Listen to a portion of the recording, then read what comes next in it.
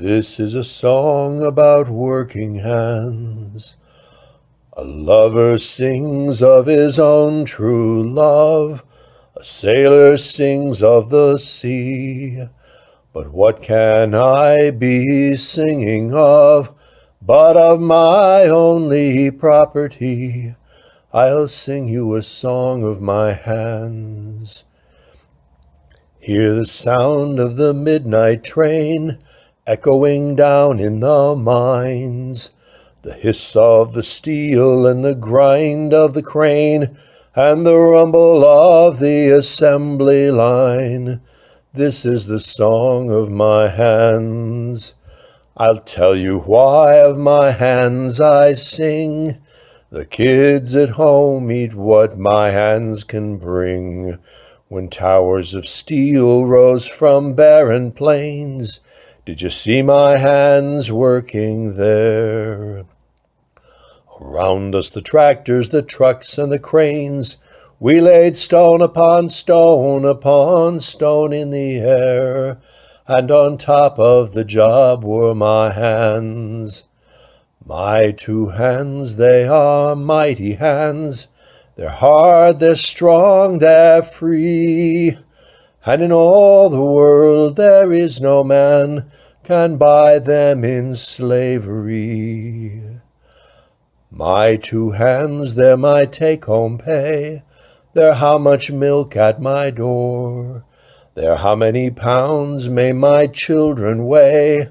Tell me, how did you figure the price before you tell me the price of my hands?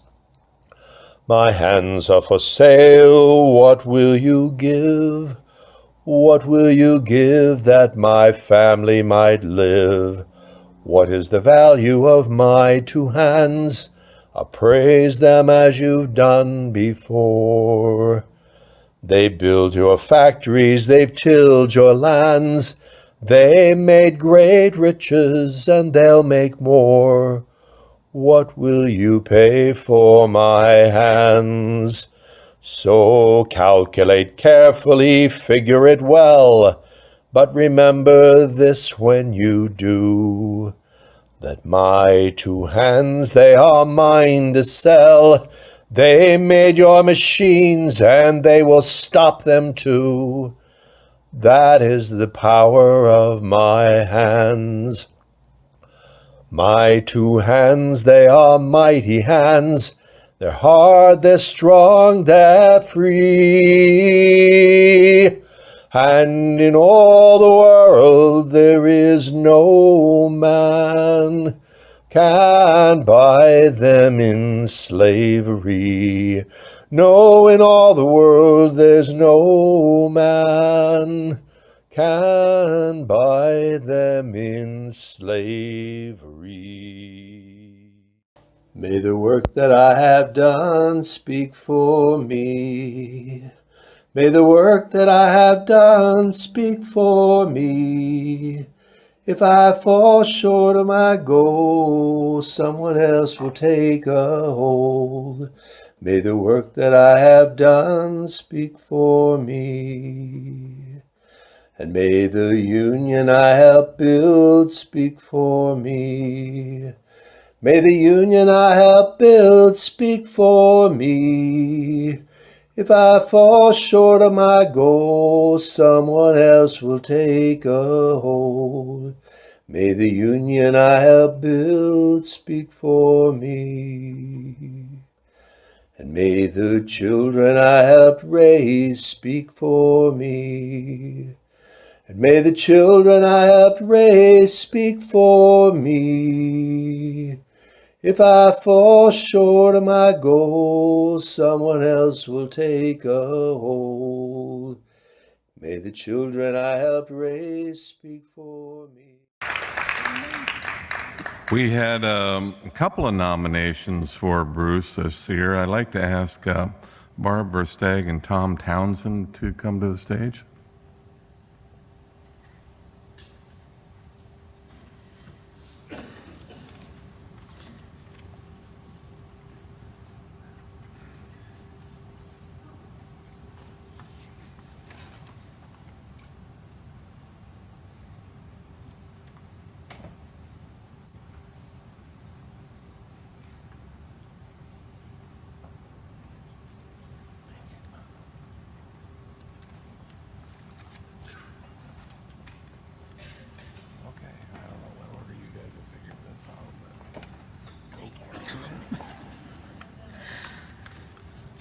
Hi, brothers and sisters. I have to apologize to start. At my age, I don't memorize anything. I'm lucky if I remember everything. So I'd like to read you a little bit about Bruce. I'm very honored to tell you about my dear friend Bruce. He's been a strong union advocate for years. Most of Bruce's union activities were with the APWU, but before he started at the Postal Service, he was a union steward for the steel workers at the National Can Company in Lenexa, Kansas. After he lost his job there, he moved to Dubuque, Iowa, and started his career at the Dubuque Post Office in April 1978. He immediately joined the American Postal Workers Union, and after a year or two agreed to be a local steward. He was asked in 1981 to take over the local presidency. He has continued to serve as the Dubuque local president until early 2017, when he retired from the Postal Service. He began attending state and regional conventions in 1988 and was elected the Iowa State president of the American Postal Workers Union. Except for a 2-year term, he has served as our state president since that time and plans to continue through the end of the current term, ending in May of 2018. In 1981, the state organization found out that the Postal Service was going to reduce delivery standards, lowering overnight mail delivery in Iowa to 2 days. We found out about that just before our spring convention, at which Senator Tom Harkin was the keynote speaker. We formulated a plan at that convention with Senator Harkin to expose and fight the changes. Bruce and I issued a press release and gave the information to the Des Moines Register and held pickets 2 weeks later in every postal center in Iowa. We collected 30,000 signatures, and even Senator Grassley called and wanted in on the action. Didn't help much, but because we were one of the only states to take up the fight on this national issue, we were unsuccessful, but it put our state organization on the map with the American Postal Workers Union. Around the same time, Bruce was one of the organizers of a drive to merge all the postal unions into one union to better fight management. This created a national organization called Workers for One Postal Union. The group won over support from the APWU, but members in the other unions were less supportive, and it never came to pass. Shortly thereafter, our national president, Mo Biller, appointed Bruce to serve on the National Organizing Committee, which supported the movement for APWU to organize private sector postal work in our industry.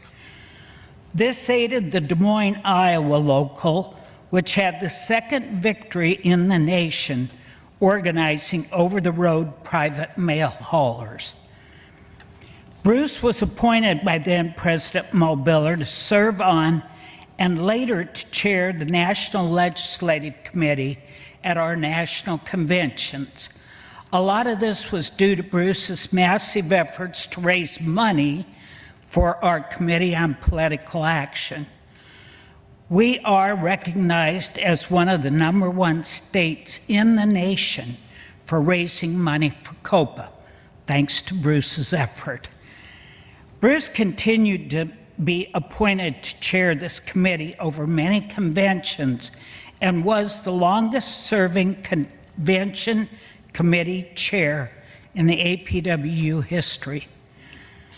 Bruce I and later Lance Coles, along with other Iowa APWU presidents, played an active role in the APWU National Presidents Conference, a rank and file leadership group that meets regularly around the country to discuss shared problems and how to move forward the union's agenda. And I do thank Bruce tremendously for participating in that conference.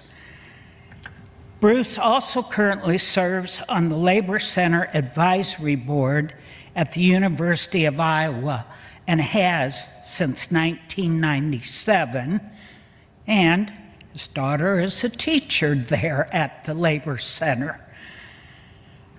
Bruce has received many Postal Press Association awards for his articles in our state paper.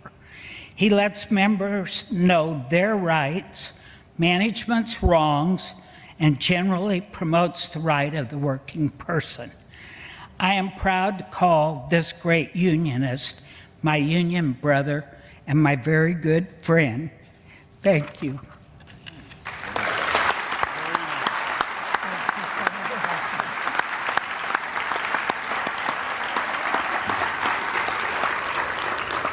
Well, good evening, brothers and sisters. Really glad to see you all here. I can't tell you how much of an honor and a privilege this is to me to be able to be here and speak on Bruce's behalf.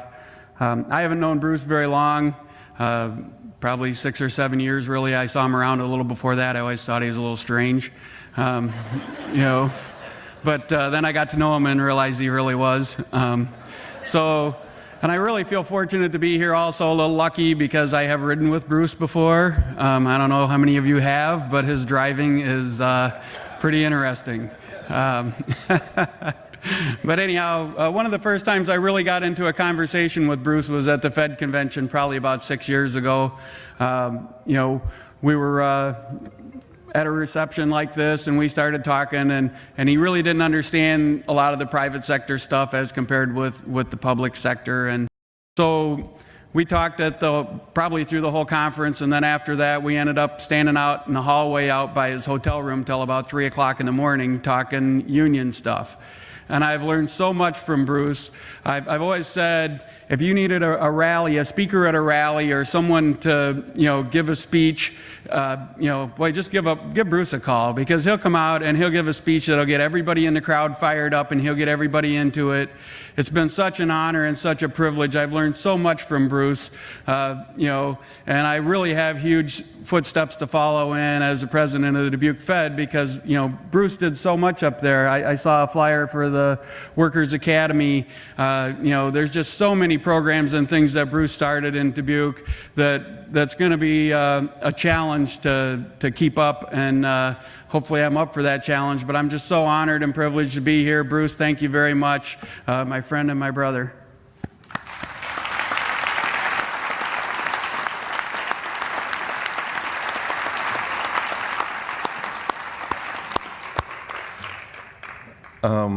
Maybe you could sing your way up to the stage here, brother. I've done enough damage.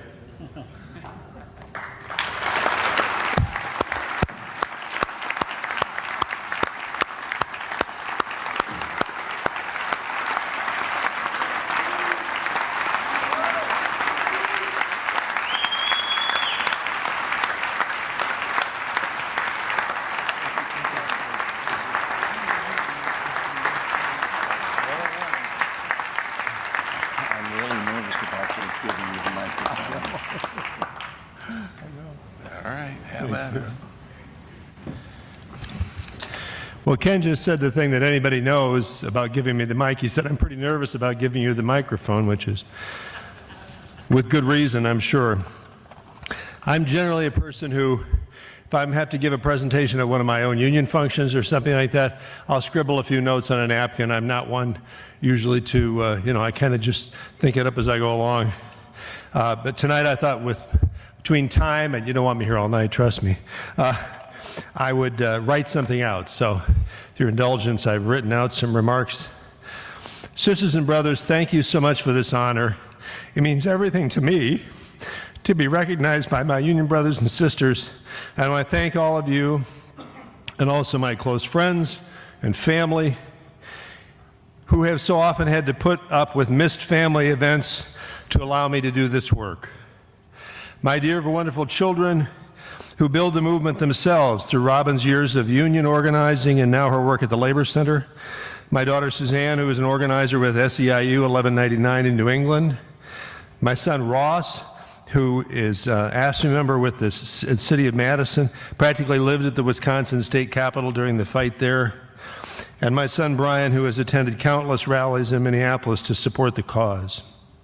I'm also thankful and happy to have with me tonight John Marcotte, who is our National APWU Health Plan Director and formerly Political Director, longtime friend, and I'm so proud to have you here. Thank you, brother.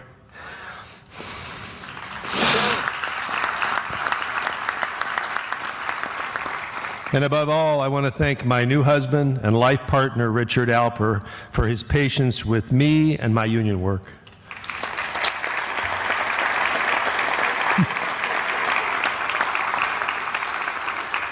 I stand before you humbled by this great honor and cannot thank you enough for adding me to the great list of other labor leaders of Iowa, living and dead, who you have so honored. I've been inspired and mentored by many on that list. I still recall several years ago sitting at this event as they honored Brother Dick Fallow. He was one of the people who spent their lives fighting for working people. In his remarks, he talked about the ongoing need to fight for the interests of the working class. Well, I went up to him afterwards and said, I had never met Dick before, and I said, where the hell have they been hiding you? Because I said, you and I are the main people in this room that constantly harp on talking about the working class specifically. And so we laughed, and I had the pleasure of getting to know just a little bit Dick, meeting him with a few times, and learning a little of the great lessons that man had to teach. I'm enormously proud of my years with APWU and the larger labor movement through the Dubuque Federation of Labor and the Iowa Federation of Labor. For those of you just starting down this path of getting involved and a life ahead of you of this, I can only tell you that a long life lived in our struggle is a life well lived. Sorry. And a life where you will find fulfillment and the pleasure of fighting not only for your own family, but the families of the whole working class. I fight hard within our movement for the understanding that we are the working class and not some amorphous middle class. Poor Ken is constantly the victim of my insistence. My insistence on this is not some word game or semantics. In order to win a battle, one needs to know who you are and who your enemies are. Without that understanding, you have no hope of winning. The fact is that we are locked in a class war between the working class and the class of capitalists and bloodsuckers who amass their billions from our labor and seek to keep us down under their boot. They have their weapons to defeat us by buying politicians to betray us in the legislature, as we have seen this year. And when needed, they will use the courts and military might to even shoot us down, as they have in our history. Don't forget that, and read your labor history, know what we've been through. But the most destructive tools they use are their ability to divide us. The chief weapon in this country has always been racism. Racism is a cancer in our midst. The labor movement must fight to smash racist oppression and the billions in extra profits they extract through racist wage differentials and keeping all workers down by dividing us. Many of us have heard the famous statement by railroad baron Jay Gould, who said, I can hire half the working class to kill the other half. For much of our history, that has been too close to accurate. When people see their standard of living going down the drain and the prospect that their children's lives may be worse than their own, but they can't see why it's happening. Why is this happening to me? And they don't understand. It creates a kind of a mental illness. At that point, they're easy targets for demagogues who tell them it's caused by minority workers or immigrants or the rising of women or because we tolerate gays and same-sex marriage. This is true today in the United States, where we must organize and unite with Black and Latin workers and immigrant workers regardless of their status. It is also true internationally, where we who, despite our many trials, live in the richest country on earth. We have a responsibility to fight alongside our international working class brothers and sisters. I love this country, and I'm especially fond of a chunk of ground called Iowa. But the boss's flag is green. It is their only allegiance. This is their flag. It's not red, white, and blue, it's green, and it's the only flag they represent, they recognize. And it is our allegiance, and our first allegiance must be to solidarity with the international working class. We wonder why Iranians hate the U.S. when in 1954 the CIA overthrew their secular democratic government and installed the dictator, the Shah of Iran. In our names, the U.S. government has protected international profits by destroying elected democracies. In Guatemala in 1954, they installed the fascist Pinochet in Chile and have attacked working people for profits around the world. We have our hands full, certainly, just building our unions and our daily battles, all of us, day to day in our unions. But we must see these battles in a larger context of the whole working class struggle. We must follow the lead of the Centers for Worker Justice in Iowa City and organize in new ways the millions of unorganized, low-wage workers in this country. There are millions of new union members. They are the millions of new union members we are hoping again for. Again, thank you so very much for this honor, but honor those who came before us by committing yourself to the life and death struggle against racism and for a broad, united working class movement. As my own APWU president, my beloved president emeritus of our union, Mo Biller, always told our members, the struggle continues. And as I, in my monthly column, always admonish my own members, but in that struggle, don't let the bastards get you down. Solidarity forever.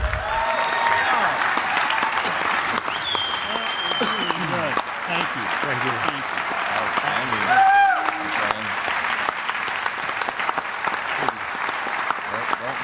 Really, really good.